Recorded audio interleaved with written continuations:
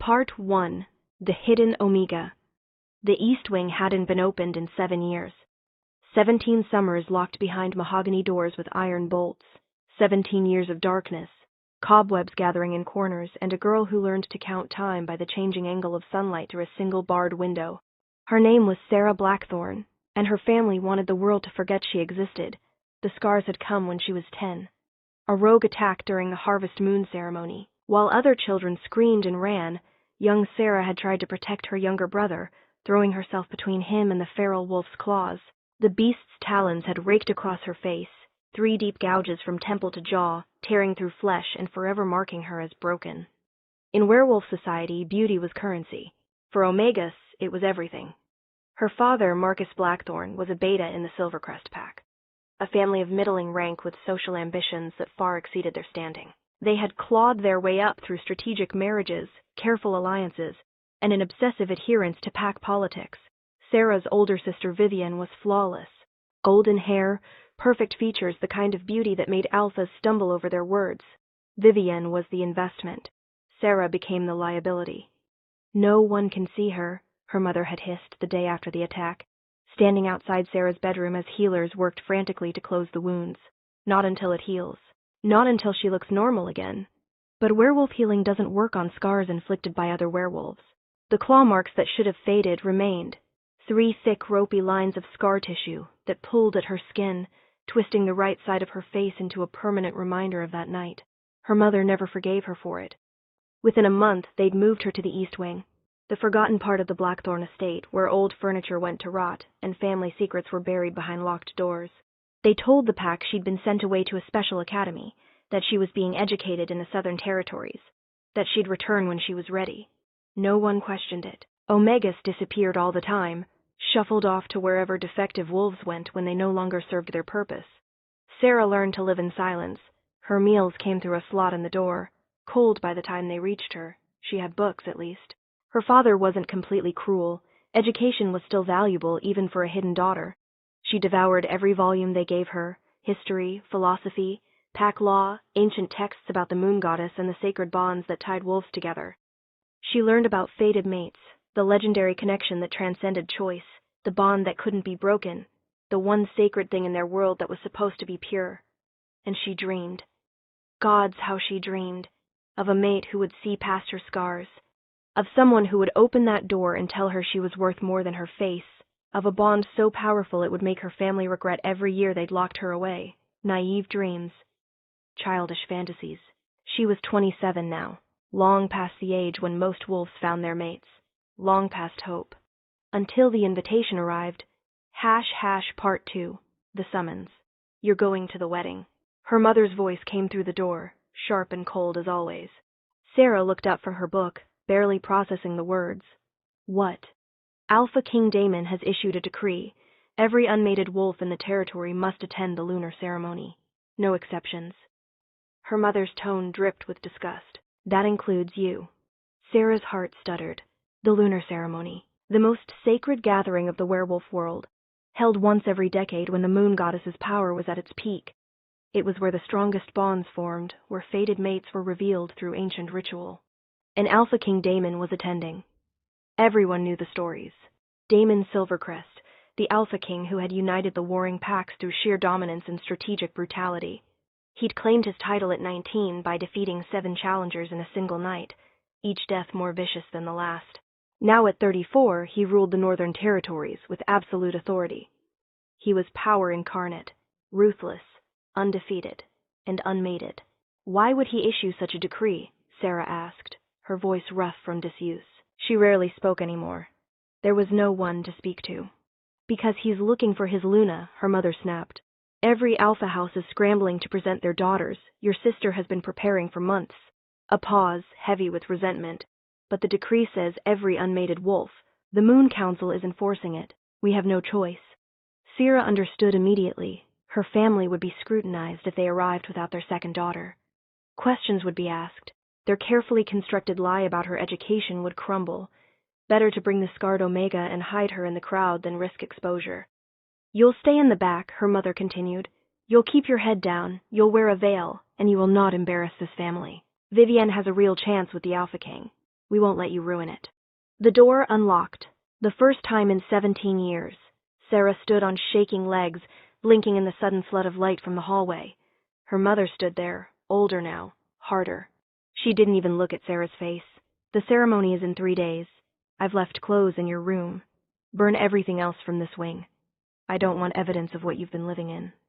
Then she was gone.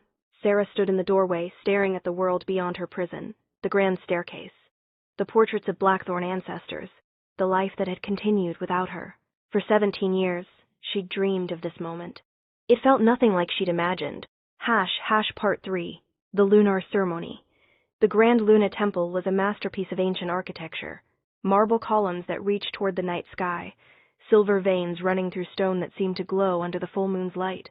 Thousands of wolves had gathered from every corner of the territories, their scents mingling into an overwhelming cocktail of anticipation, ambition, and barely contained aggression.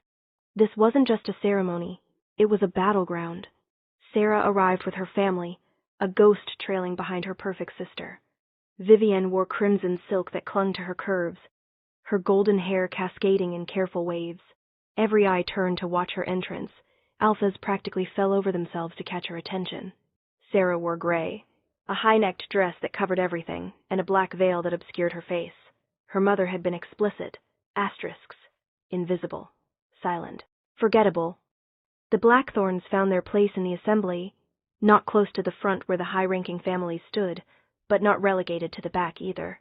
A calculated position that said, "We belong here, but we know our place." Sarah stood at the edge of their group, separated by 2 feet of space. That might as well have been a canyon.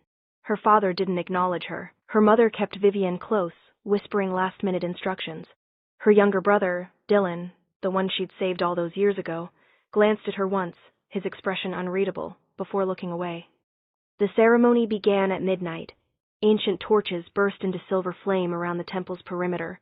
The moon priestess, draped in white robes that seemed to shimmer with their own light, stepped onto the raised platform at the temple's center. "Children of the moon goddess," her voice carried without effort, filling every corner of the vast space. "We gather under her sacred light to honor the bonds she weaves between souls. Tonight, the veil between destiny and choice grows thin. Tonight, fated mates will be revealed." A collective shiver ran through the crowd. This was what they'd all come for, the chance at a bond that transcended pack politics and social climbing, a connection that couldn't be denied or manipulated. "The Alpha King will open the ceremony," the priestess continued. "As is tradition, the highest-ranking unmated wolf will step forward first." The crowd parted like water, and Damon Silvercrest walked through. Sarah had seen portraits, heard descriptions, none of it prepared her for the reality of him. He moved like violence contained in human form, every step precise, every movement economical. His height made other alphas look small. His presence made them look insignificant. Dark hair, almost black, cut short. A face that was hard angles and sharp edges, handsome in the way a blade is handsome, beautiful and dangerous in equal measure. But it was his eyes that stopped her breath. Silver, pure, molten silver like the moon itself, and they were scanning the crowd. "The moon goddess has blessed this gathering," the priestess said, raising her arms. "Let those who seek their fated bond step forward into the circle of truth. The goddess will reveal what is meant to be." The circle of truth was exactly what it sounded like. Ancient magic carved into the temple floor, silver lines forming intricate patterns that pulsed with supernatural power. Any wolf who stepped inside would be revealed to their fated mate. The bond would snap into place, visible to everyone, undeniable. Dozens of she-wolves surged forward, Vivienne among them, her crimson dress a splash of color in the sea of hopefuls. They arranged themselves around the circle's perimeter, each trying to position themselves in the Alpha King's direct line of sight. Damon didn't look at any of them. His silver eyes continued their methodical sweep of the assembly, narrowed slightly as if searching for something specific. The priestess gestured, and he stepped into the circle's center. The silver lines flared, blazing so bright that wolves had to shield their eyes. Power rolled off Damon in waves, the kind of raw dominance that made lesser wolves want to bow or run. Some of the she-wolves in the circle actually staggered back, unable to withstand the pressure of his aura. But Vivienne held her ground. Of course she did. She'd been trained for this her entire life. The light grew brighter, brighter, the silver lines reaching out like searching fingers, probing the crowd for... The light exploded.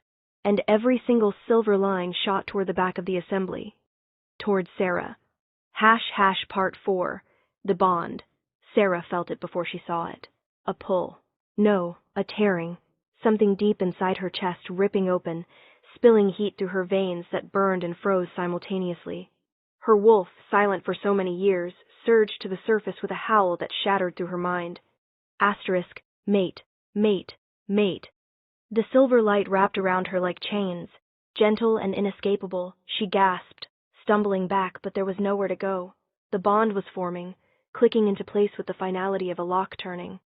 And everyone was staring. The crowd had gone absolutely silent. Thousands of wolves, struck dumb by what they were witnessing. Because the Alpha King's bond, the most powerful, most anticipated connection of the decade, had just locked on to an unknown Omega in a veil standing at the back of the assembly. Damon's entire body had gone rigid. His silver eyes were locked on her, blazing with an intensity that made her want to shrink into the floor.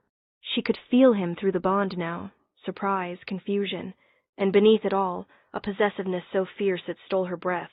The moon priestess stared, her ancient eyes wide with something that looked like shock. "The goddess has spoken," she whispered. "The bond is formed." Sarah's mother made a sound like something dying. "No," Vivian breathed, her perfect face twisting. "No, that's not. She can't be." But the bond didn't care about denial. The silver light was still connecting them, visible to every wolf in the temple. Undeniable. Unbreakable. Damon moved. He crossed the distance between them in seconds, the crowd scattering before him like leaves before a storm. He stopped 3 feet away, his massive frame towering over her, and for a moment he just stared. Then his hand shot out and ripped the veil from her face. The collective gasp was like a physical blow. There she was, exposed, the scars on full display, 3 thick lines that had defined 17 years of her life. In the silver light of the temple, they looked even worse, the scar tissue reflecting the glow in a way that made them seem to pulse.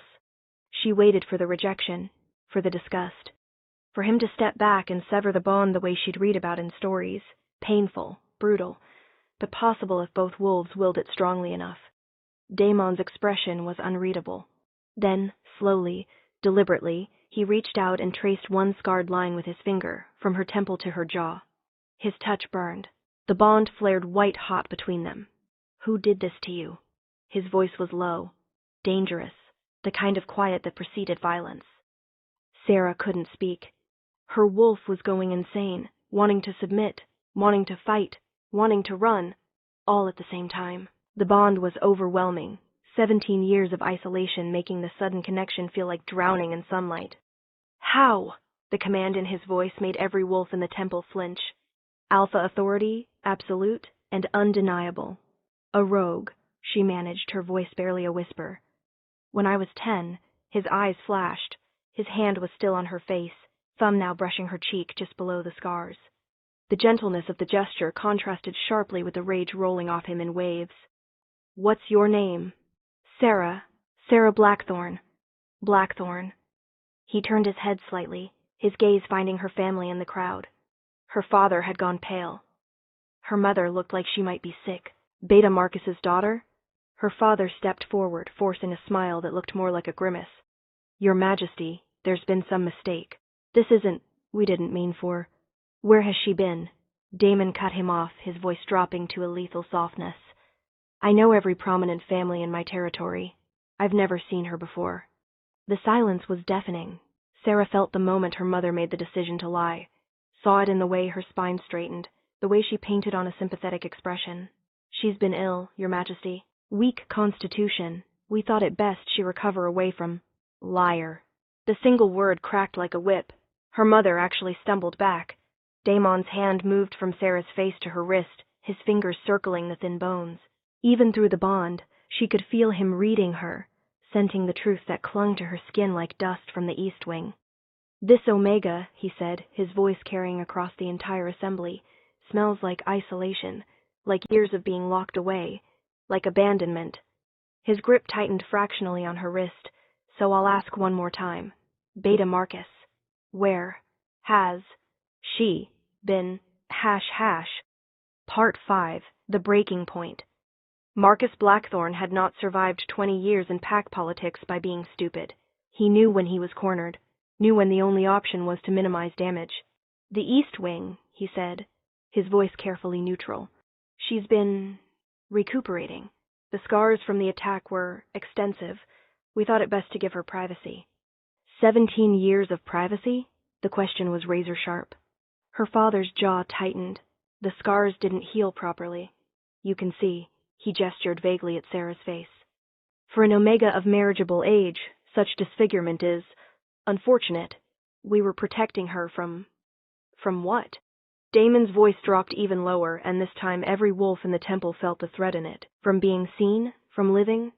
The tension was suffocating. Wolves shifted nervously, torn between watching the drama unfold and wanting to flee from the Alpha King's rising fury. The bond between Damon and Sarah pulsed with his emotions, and he was furious. But there was something else too. Confusion. Conflict. Because despite the bond, despite the moon goddess's choice, he was staring at a scarred Omega who'd been locked away like something shameful, and everyone could see him calculating. Vivian chose that moment to step forward. Of course she did. She'd been trained to seize opportunities, and her sister's public humiliation was exactly that. "Your Majesty," she said, her voice smooth as silk, "I'm sure this is all very overwhelming for Sarah. She's not accustomed to public gatherings." She placed a delicate hand on her chest, the picture of concerned sympathy. "Perhaps it would be best if the family took her home to rest. The bond can be explored once she's had time to adjust." It was a masterful play, framing it as concern for Sarah while simultaneously planting the seed. This bond is inconvenient. This Omega is unsuitable. Let us take her away and figure out how to deal with this quietly. The pack was already murmuring. She could hear the whispers spreading through the crowd like poison. "Did you see her face? How can that be the Alpha King's mate? The moon goddess must have made a mistake. He'll reject her. He has to." The word hit Sarah like a physical blow. Of course that's what would happen. The bond might be real, might be fated, but it could still be broken. If both parties rejected it, if the Alpha King stood before the assembly and severed the tie, the moon goddess's choice would be overturned. It happened. Not often, but it happened. Usually when the bond formed between enemies or incompatible ranks. A scarred hidden Omega and the Alpha King? That was incompatible by every social measure that mattered. She could feel Damon's eyes on her, could feel him through the bond, sense his wolf warring with his logic. The mate bond was screaming at him to protect, to claim, to keep what the goddess had given him. But he was also a king, a ruler who'd built his power on strategic decisions and ruthless pragmatism. And she was a liability. "Look at me," Damon said softly. Sarah forced her eyes up, meeting that molten silver gaze. Up close, the bond was even stronger. She could feel his wolf, massive and dominant, pressing against hers. Feel the pull to submit, to accept. "Tell me the truth," he said. "Do you want this bond?" No one had ever asked what she wanted. Not in 17 years. Did she want this? Want to be bound to a male who was currently weighing whether she was worth the political complications? Want to subject herself to a world that had already judged her worthless because of scars on her face? Or did she want to reject the bond herself? Save them both the humiliation. Go back to her locked room and disappear as if this night had never happened. The smart answer was rejection. But Sarah had spent 17 years being smart, being quiet, being invisible. "I want," she said slowly, her voice gaining strength, "what the moon goddess chose for me. I want what is mine." A ripple went through the crowd. Bold words from an Omega, especially one addressing the Alpha King. Something flickered in Damon's eyes. Approval? Surprise? His hand was still on her wrist, his thumb now tracing her pulse point. "Even if it means standing before this entire pack?" he asked. "Even if it means being judged, being talked about, being seen?" "I've been invisible for 17 years," Sarah said, and for the first time in her life, she felt something like courage burning in her chest. "I'm tired of hiding." The bond flared between them, responding to her words. She felt Damon's wolf surge, felt his decision crystallize. He turned to face the assembly, still holding her wrist, his grip unbreakable. "The moon goddess has spoken," he said, his voice carrying absolute authority. "This is my fated mate, my Luna." The crowd exploded. Part 6, The Rejection That Never Came. Chaos erupted in the Grand Luna Temple. Wolves were talking over each other, some in shock, others in outrage. High-ranking alphas who'd brought their daughters to the ceremony looked like they'd been slapped. Her mother had actually collapsed into a chair, her face ashen. Vivienne stood frozen, her perfect features twisted with something ugly, jealousy mixed with disbelief. But Damon wasn't finished. He pulled Sarah forward, positioning her directly in front of him, his massive frame at her back. One hand remained on her wrist, the other moved to her shoulder, a gesture of possession that every wolf in the temple understood. "I know what you're all thinking," he said, his voice cutting through the noise like a blade.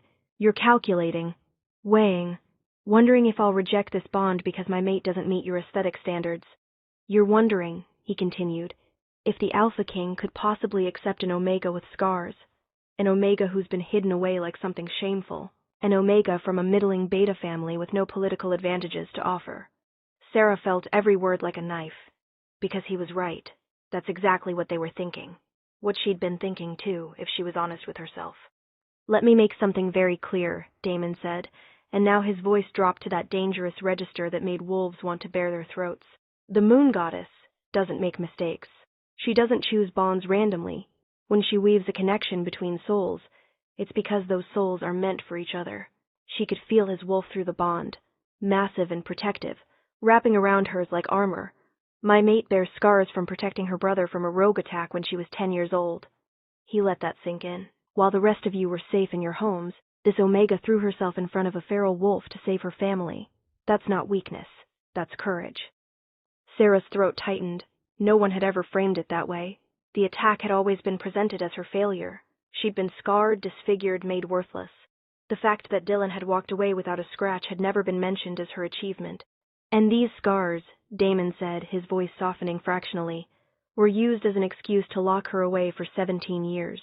To hide her, to erase her existence because her family decided she was no longer valuable. Marcus Blackthorn looked like he wanted the floor to open up and swallow him.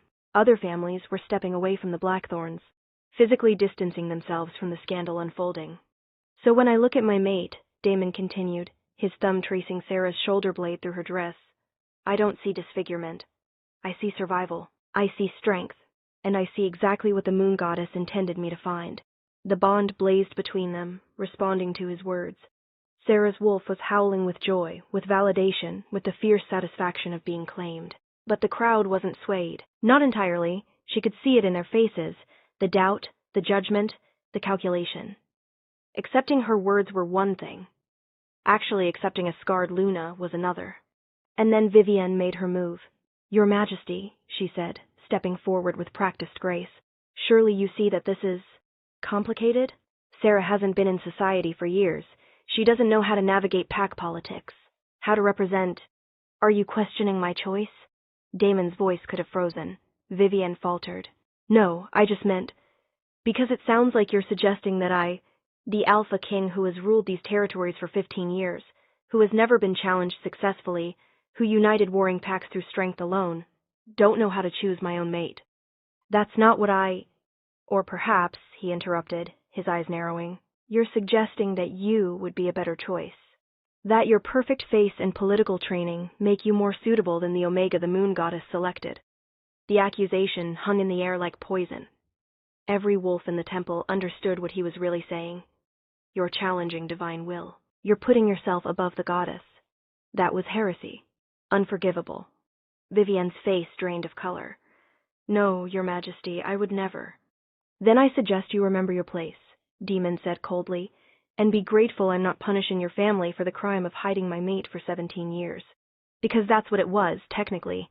Interfering with a fated bond, even unknowingly, was against pack law. Hiding an unmated wolf from ceremonies where bonds might form? That was criminal negligence at best." Marcus Blackthorn dropped to one knee. "Your Majesty, please, we didn't know." "You didn't know because you never cared," Damon said flatly. "You saw scars and decided your daughter was worthless. That's not ignorance. That's cruelty." Sarah watched her family's social standing crumble in real time. Other wolves were backing away from them, unwilling to be associated with a family the Alpha King had just publicly condemned. This was it, the moment her family had feared for 17 years. Exposure, judgment, consequences, and it felt like vindication. But there was still one problem, one massive, unavoidable issue that no one had addressed yet. The bond might be real. Damon might have claimed her publicly, But acceptance from the pack, that was far from guaranteed. She could feel their eyes on her, could sense their judgment, their doubt. Aluna was supposed to be perfect, beautiful, poised, politically skilled, everything she wasn't. The moon priestess stepped forward, her ancient eyes moving between Sarah and Damon. "The bond is formed," she said, her voice carrying supernatural weight. "But for the Alpha King's mate to become Luna, she must be accepted by the pack." There it was, the final test. "The lunar ceremony includes the rite of recognition," the priestess continued. "The assembly must acknowledge the Luna. If the majority rejects her, the bond, though fated, cannot be completed." Sarah's stomach dropped. Of course. There was always a way out. The moon goddess might choose, but the pack had final say. She looked at the crowd, hundreds of wolves, most of whom had just watched her family be publicly humiliated, most of whom could barely stand to look at her scarred face. The vote was going to be a massacre. Part 7, the choice. "Then let's vote," Damon said calmly. Too calmly, Sarah felt his absolute confidence through the bond, but she couldn't understand where it came from. The pack was hostile. The high-ranking families were furious that their daughters had been passed over. Her own family's disgrace would taint her by association. There was no scenario where this ended in her favor. The moon priestess raised her arms and silver light gathered around her. "The rite of recognition will now commence. Those who accept Sarah Blackthorne as the Alpha King's mate, and your Luna, step forward into the circle of truth. Those who reject the bond, remain where you stand." The circle's silver lines blazed to life. No one moved. Sarah's heart sank. The message was clear. The pack was rejecting her without even pretending to consider. Damon's hand tightened on her shoulder, but even his support couldn't change basic pack dynamics. She was an Omega. Scarred. Hidden. Worthless. Why would anyone accept her as Luna? Then Damon did something unexpected. He stepped away from her. The bond screamed at the separation, both their wolves howling in protest. But he walked to the edge of the circle of truth and turned to face the assembly. "Let me tell you about pack law," he said, his voice carrying that edge of danger that made wolves listen. "The Alpha King's mate, chosen by the moon goddess, becomes Luna regardless of pack opinion. That's tradition. That's divine right."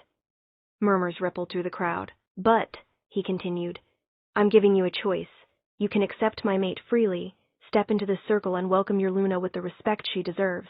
His eyes swept the assembly, meeting alpha gazes, beta postures every dominant wolf present. "Or you can reject her. Stand where you are. Make your judgment clear." The threat was implicit but undeniable. Reject his mate, and you reject him. "However," Damon said, his voice dropping to that lethal quiet, "if you choose rejection, understand what you're choosing. You're telling me that my mate, the Omega who survived a rogue attack, who endured 17 years of isolation, who stood here tonight and claimed her bond with more courage than most of you have shown in your entire lives, isn't good enough for you. So before you make your choice, ask yourself this. Do you really want to insult the Alpha King's mate? Do you want to question the moon goddess's wisdom? And more importantly," his eyes flashed silver, his alpha aura pressing down on the assembly like a physical weight, "are you prepared to deal with the consequences of that insult?" The temperature in the temple seemed to drop 10 degrees. This wasn't just about accepting a Luna anymore. This was about loyalty, about power, about whether these wolves would stand with their Alpha King or against him. And everyone knew. Standing against Damon Silvercrest was suicide. The first wolf to move was unexpected. A grizzled old alpha from the Eastern Territories, one of the oldest wolves present, stepped into the circle of truth. "I accept Sarah Blackthorne as Luna," he said, his voice gravelly but firm. "The moon goddess's choice is good enough for me." Then another wolf stepped forward, a young beta female. Then an Omega from the Western pack. Then 3 more, 5 more, a dozen. The trickle became a flood. Wolves poured into the circle of truth, alphas and betas and Omegas, high-ranking and low, from every territory. Not all of them, but enough, more than enough. Sarah watched in disbelief as the circle filled. These weren't just symbolic acceptances. She could feel it through the bond, feel their acknowledgement, their willingness to follow, their recognition of her as Luna. Her family remained outside the circle. Of course they did. Vivienne's face was a mask of barely contained rage. Her mother wouldn't even look at her. Only Dylan, her younger brother, had taken a few steps toward the circle before their father grabbed his arm and pulled him back. But it didn't matter, because the majority had spoken. The moon priestess smiled. a rare expression on her ancient face. The pack has chosen. Sarah Blackthorne, step into the circle and accept your place as Luna. Sarah's legs trembled as she walked forward. The silver lines seemed to part for her, welcoming her into their light. When she reached the center, Damon was waiting. He took both her hands, his grip warm and solid. Through the bond, she felt everything, his pride, his satisfaction, his wolf's fierce joy at finally claiming what was his. "Are you ready?" he asked quietly. "Just for her. For everything to change." His silver eyes held hers. "The moment this ceremony completes, you become Luna. My mate, my equal, and there's no going back." About 17 years of darkness and silence. About a life spent being invisible. "I've never wanted to go back," she said. Damon smiled, the first real smile she'd seen from him. It transformed his face from terrifying to devastating. "Then let's finish this."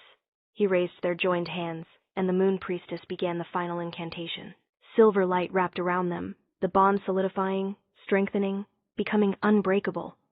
Sierra felt the exact moment it completed, felt the pack bond snap into place, connecting her to every wolf who'd stepped into the circle, felt Damon's presence in her mind, his wolf twining with hers, felt power flood through her veins, the power of a Luna, recognized and accepted. The moon priestess's voice rang out. "I present to you, by the will of the moon goddess and the choice of the pack, Luna Sarah Silvercrest." The assembly erupted, some in cheers, others in shocked silence, but it was done, irreversible. Damon pulled her close, his hand cupping her scarred cheek. "Mine," he murmured, the word both a promise and a threat to anyone who might challenge it. "Yours," she agreed, and felt her wolf sing with the truth of it. He kissed her then, in front of the entire assembly. Not gentle, not tentative, claiming and possessive and absolute. When they broke apart, his eyes were blazing silver. "Now," he said, loud enough for everyone to hear, "let's go home." But as they turned to leave, Sarah caught sight of her family one last time. Her father looked destroyed. Her mother was weeping. Vivian's perfect face was twisted with hatred, and Dylan, her younger brother, the one she'd saved all those years ago, was staring at her with something that looked like regret. Too late, she thought. All of it, too late. She was Luna now, and the East Wing, with all its darkness and silence, was nothing but a memory. A memory she would spend the rest of her life making sure no one ever forgot.